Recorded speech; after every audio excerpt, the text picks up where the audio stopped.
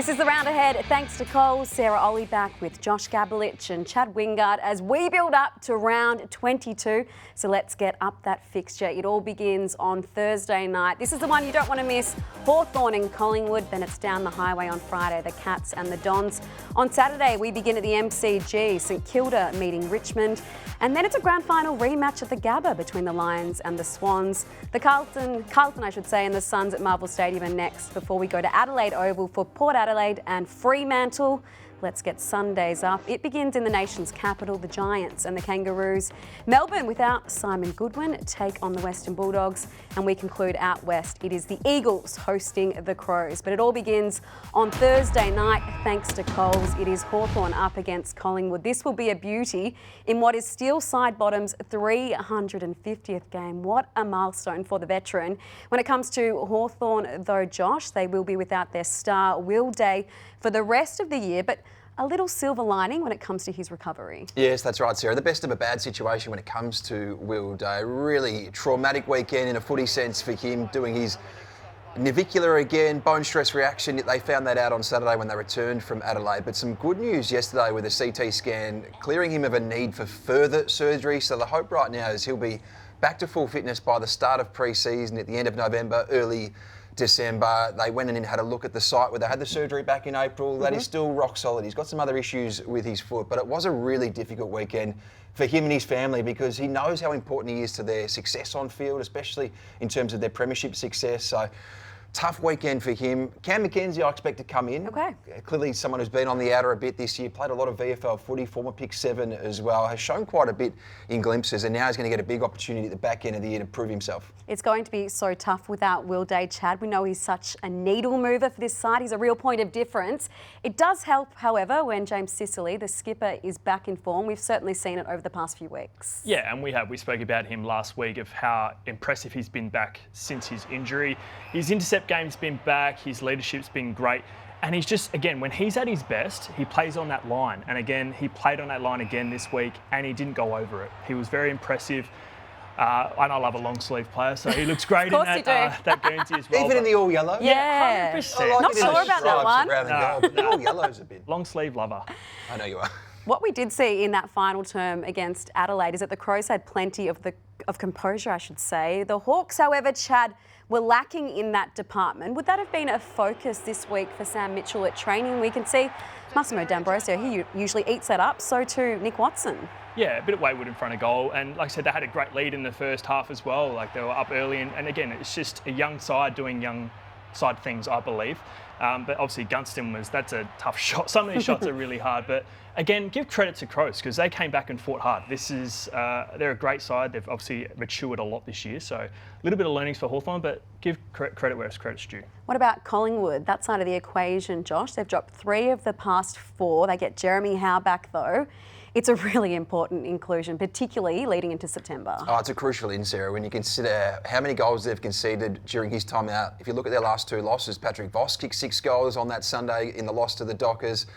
And then last weekend, incredible to see another big bag from Logan Morris. So Darcy Moore's going to love having Jeremy Howe back. Bit of a watch on Bobby Hill to see if he can get up for this game. He missed training on Tuesday, missed that main session. Gastro, was that the issue? Yeah. Came back last week as the sub. They'll get more game time into Jordan to go. I expect him to get through a full game. Nick Dacos didn't train yesterday, but he is being managed at the moment, so I expect him to be fully fine tomorrow night at the MCG. Big watch on what they do with that midfield mix. There's been so much focus on Ned Long this year. He's been one of the most improved players in the game. But the career renaissance has captured us, but he has dropped off, and when you consider they're going with him ahead of Tom Mitchell at the moment, that's going to be a big talking point. So all eyes on whether they go with Ned Long again or Tom Mitchell, who didn't play at either level. I mean, we know what you get with Tom Mitchell. Chad, he's a Brownlow medalist, and you go back to his 2023 final series, he was special, came 4th in the best and fairest that year, came 4th in the Norm Smith. Yeah. What are you doing if you're Craig McRae right now? It's a hard position to be in, and you see what Ned Long's done. I think what the added element is he's taller, his marking ability, and his tackles. So he can go to someone if need be. Tom Mitchell hasn't been asked of that in his career. He's obviously been the one that people go to because he's so good. So it'd be interesting to see how they go with that, but again, a good problem to have, but Ned Long is probably on the cusp of getting cut if he doesn't have a really good performance. And make sure you watch Thursday night for a Coles goal or an exclusive Coles app offer. Let's get into Friday night footy. It is down the highway. The Bombers travelling to meet Geelong. The Dons, look away now, fans. You haven't won down there since 1990.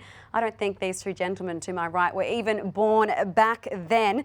We're going to start with Geelong though, and the two M and M's. Josh, Sean Manor is one of those, maybe a bit of an unsung cat given the stars in that team, but so important to the way they perform. He's been massive this year, Sarah. I mean, with focus this week's been on Will Day and his navicular. Well, Sean Manor had a stress fracture in his navicular last off-season and barely did any of the pre-season, but still, since getting going on Easter Monday, he's been massive this year. Third-rated general forward in the competition. Wow. Rated elite for score involvements, goal assists, tackles inside 50. He's the perfect blend of class in terms of his ball use going forward. And his pressure, his tackle pressure is so elite. So he's been such a big find. I know so much has been spoken of him since being drafted at the age of 26. He turns 28 today. He hasn't even played 30 games yet, and he's a proven player in finals. Go back to that qualifying final at the AFLW. He could be a big point of difference come September. From one M to another, Jack Martin, and we saw in 5 minutes, Chad, he could be dangerous, this commodity in September, couldn't he? Exactly right. He's my dark horse to have a real impact in the finals. And to tell you dark horse. Look at this. Look at this. Fastest 4-goal burst since 2000. Jack Martin in 5 minutes and 16 seconds had the impact.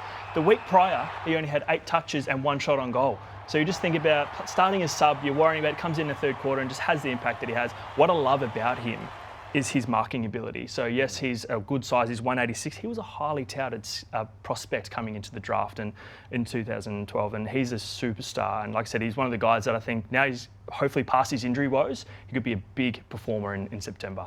It's been a tough watch for Essendon this year. They've blooded 14 debutants, and last week it was Jaden Newen. Josh, an incredible backstory for this player, but I dare say he backed it up on the field. He looked right at home. He did, Sarah, as you touched on. 14 debutants, a record now for non-expansion teams, and I think the silver lining of Essendon's injury crisis has been so many of these players coming in and getting an AFL opportunity, and most of them have great stories. I mean, we've covered a lot of them on the round ahead across this year, but he might be my favourite because he became the first player with Vietnamese descent to play at AFL level. We saw his dad come in and speak to the Bombers pre-game. I love that. He was great. He moved to Australia in 1986 as a refugee, moved to Point Cook, moved all the way from Ho Chi Minh City. His son Jaden came in at the age of 9 and said, I want to play footy. Cool. So he registered him at the Point Cook Football Club, and since then, he really has developed into a gun player. I mean, this is a guy that went through the Calder Cannons, won a best and fairest there in the Coates League as a bottom major,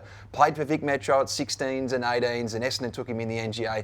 And now he gets his opportunity, and geez, didn't he follow Tom Papley around the SCG for 120 restricted him minutes? To what? Was it one goal in the end? Not bad on debut at all. But let's get up to the Gabba for Brisbane and Sydney. A grand final rematch that perhaps won't live up to the expectations when the fixture was coming out. For Brisbane though, Josh, massive news emanating from the club this week. It's around the dual Brownlow medalist in Lachie Neale. He's done, Sarah, for the home and away season, and who knows what it looks like in week 1 of September, but he's got a quad strain out of that game. So a huge blow for them and their midfield mix because, again, on Saturday night at the MCG against Collingwood, he was so great.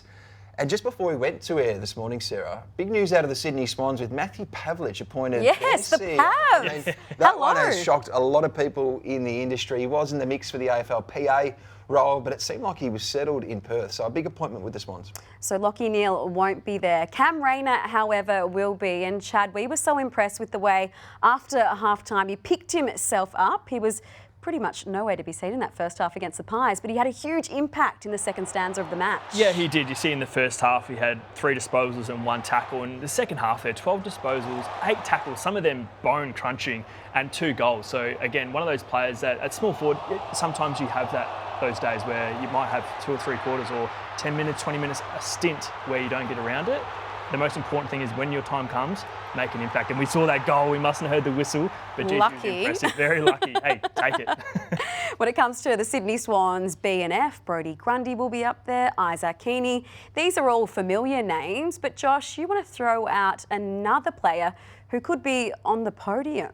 Well, Sarah, every year there is a player that just shocks you when you look at best and fairest results, and I think Sam Wicks will be that player this year. This is a guy that was used by John Longmire as a pressure forward across his first 5 seasons in the comp, and he was on the fringe of selection for a long time, but Dean Cox has used him as a lockdown defender this year, and look at the jobs that he has done. The scalps are a massive. Put a line through Bobby Hill, that wasn't a great day for him, but every other matchup he has won, and some of those players have been some of the best small forwards this year. If you look at Paul Curtis, Jack Higgins, Seth Campbell's been a revelation this year, Nick Watson, we know the player he's going to be, and Shea Bolton. Look at those roles. So I do think, from speaking to people in and around Sydney, that he might be one that finishes on the podium, and this is where it started. He got the job on Nick Watson in round 0 and really did set the tone. So Dean Cox has worn a lot of criticism for moving Tom McCartan in the first half of the year.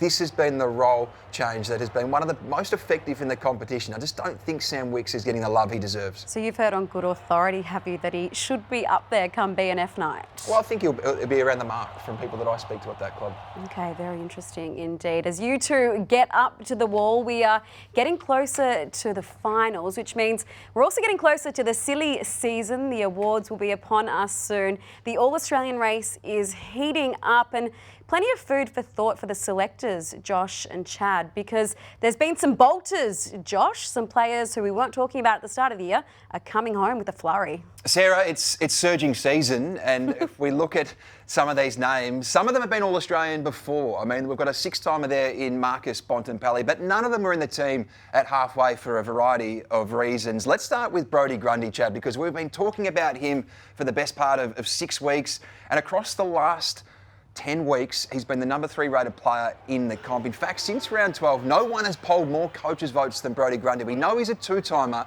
but can he become a 3-time All-Australian by the end of this month? And I really think he can be. I mean, he's first in hit-outs to advantage since the round 12, and obviously third in clearances as well. So he's hitting it out and taking it out, getting clearances as well. And he had 39 disposals the other week as a ruckman, so he's just doing it all on all bases. Now, Isaac Heaney's probably gone under the radar a little bit because we mark him harshly compared to last year. Last year was clearly a career year, but his second half of the season has been sublime, as has Finn Callaghan, number 5 rated player in the comp since round 12. So don't sleep on those two. I want to talk to you about Josh Worrell, though, because at the start of the year, no one would have predicted him to emerge like he has, and he's become not just one of the best intercepting defenders in the comp, but also one of the best one-on-one defenders. Does he warrant a blazer this year? I think he does. I mean, he's only 50 games in, this kid. He's been super impressive. What I love about him is he's second in the comp for intercept possession. So it just means that he's getting a job in the air and on the ground. And at the start of the year, we thought Adelaide Crows were pretty vulnerable in their backline, but geez, they're holding down the fort, and he's been a massive surprise packet for me. Such a good interceptor. When you look at the top 3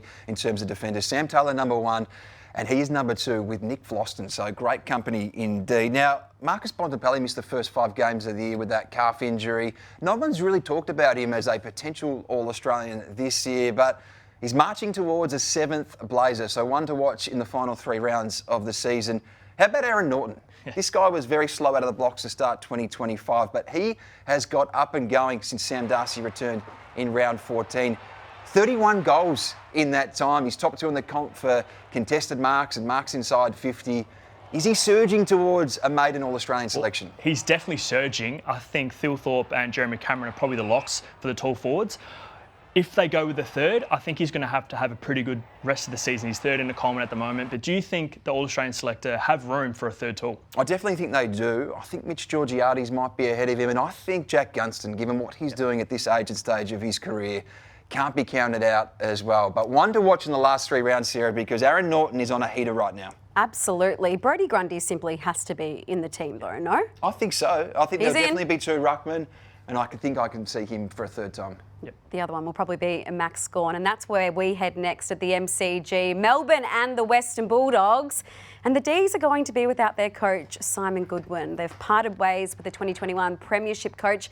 It means Troy Chaplin takes the reins as interim for the remainder of the season. Chad, you have been in this position before where you've got to dust yourself up after the coach gets sacked. How weird is this week for the playing group? Oh, it is weird, and thanks for bringing that up. Matty Primus, yes, got sacked after the first team to lose to, outside of Gold Coast, to lose to GWS.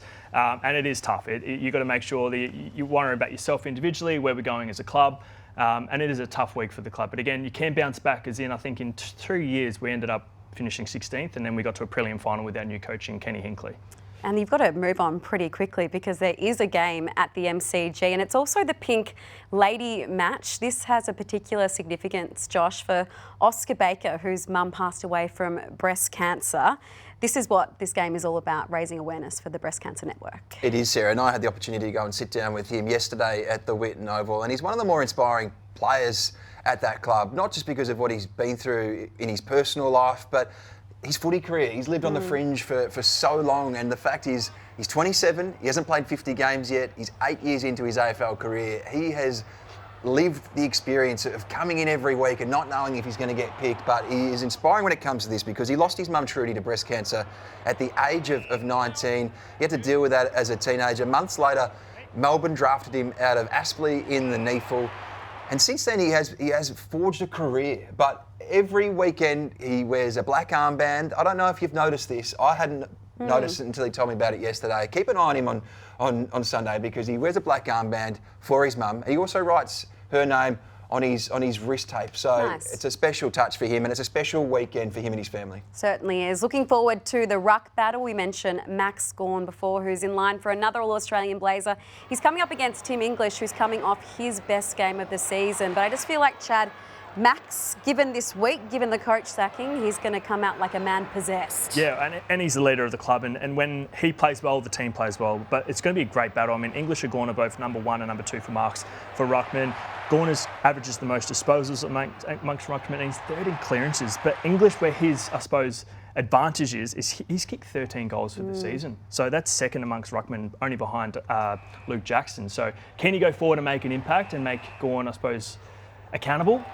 It's going to be a great battle to watch. Kicked 2-3 last Thursday night and really did show. That was probably his best game of the season to date, Sarah. The new coach bounce back win. Do you two subscribe to the theory? It happens. I think so. I reckon it's just a new breath of fresh air. Not ideal for me. You're playing for your spot as well. You're playing for your future. So it means extra if you're a player. It does happen and it has happened, and that's where we're going for this week's top 5, and we're going to kick things off back in 2019. This is Reece Shaw taking over from Brad Scott against Richmond. North were 14th at the time. The Tigers were 4th. They go on to win by 37 points. And Josh, the Tigers won the flag that year, so not bad. Quite incredible. And North Melbourne have been in this situation a few times, Sarah. In fact, look at Lee Adams, 2022. I remember this. This was iconic. A Saturday afternoon at Marvel Stadium under the lids. Cam Zurhaar. That is the Cam Zurhaar moment that has stuck with North Melbourne supporters for a long period of time. A famous win. And Carlton has also been in the situation. This was David Teague back in 2019, Chad, against Brisbane. He had just replaced Brendan Bolton. This was a huge upset. Huge upset. Carlton were 18th to beat the 5th by 15 points. It's probably one of the biggest upsets in terms of a bounce-back game for a coach. Well, helped him get the job.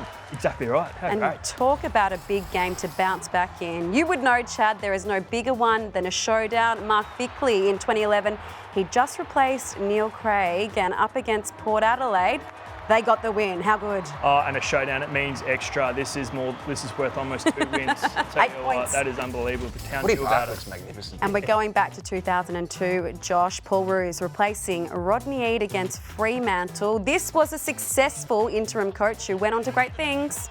Well, there's a little bit of a theme here, Sarah, because some have kept the job on a longer-term basis, and Paul Roos, I mean, what an iconic figure at the Sydney Swans, and taking over from Rocket, did a fantastic job. Of course, in 2005, went on to break that 72-year drought. How good indeed. Let's get to Saturday night football, though. It is Port Adelaide up against Fremantle.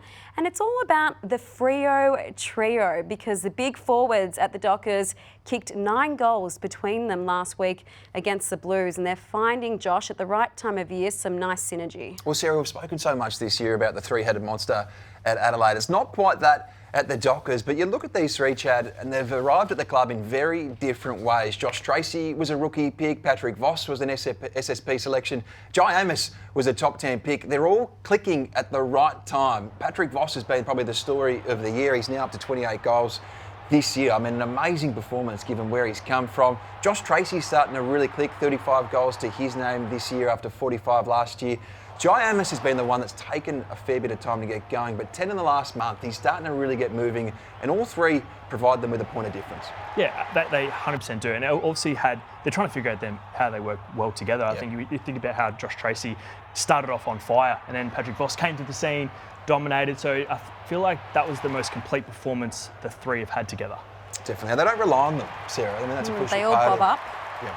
There were so many avenues to go through that midfield, Shea Bolt and the two ruckmen as well. Murphy Reid's been amazing as well, and Absolutely. that would kill Bomber fans seeing Voss there and in absolutely Swagger. scintillating form. Let's head to Canberra though. That's where the Giants will meet the Kangaroos. And this week officially we heard that pretty much the most much-loved player, not just at the Giants but in the game, Cal Ward has officially hung up the boots. Josh, 327 games, but I feel like not a bad word about this man. He is so dearly adored, isn't he? Universally adored, Sarah. This guy has been loved by the competition for a long time because of the way he goes about his business. I mean, one of the toughest players, I think, this century when you think about how brutal he is at the contest and what he's been through with his body. I mean, awful to think that his career was cut short this year by a second knee reconstruction like it was in 2019 when he missed out on playing in a grand final. But he has been the heartbeat of that football club and really helped get an expansion club off the ground. Let's do a quick whip around with the three remaining games. Richmond and St Kilda at the MCG on Saturday. Josh, why should we tune in or turn up? Well, Jack Higgins, Sarah, is going to play his 100th game for St Kilda. Ooh. I spoke to him earlier in the week for a feature on the weekend, and what I did learn from Jack Higgins is it's not a footballer that he tries to model his game on, it's Steve Smith. Oh. He loves Steve Smith, loves the random. way he is so attentive and focuses on. He wakes up all through the night, Steve Smith grabs a cricket bat. Shadow Jack batting. Higgins does the same thing. Okay, I didn't expect that one. Chad, you give Not us with a the cricket bat, reason by the to way, with watch. the footy. No, thank you for that information, Josh. Carlton and Gold Coast at Marvel Stadium on Saturday night, Chad. Yeah, that wasn't on my bingo card for today.